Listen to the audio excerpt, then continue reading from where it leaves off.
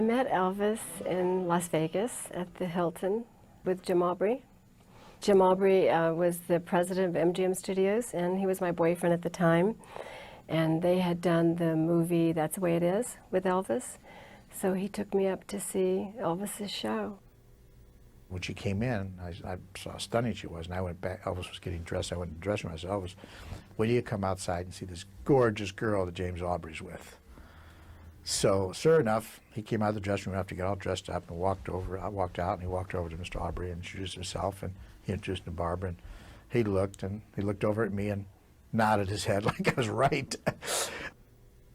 The first meeting was in the dressing room with a lot of people around, and he had a table that was kind of centered in the center of the room, and I was sitting in this table talking to Chris Nelson, Ricky Nelson's wife, and I felt the presence, and I kind of turned around, and there he was sitting and staring me in the eyes, and he complimented me, and then he asked me if I'd like to come back and see a show, and I said, of course.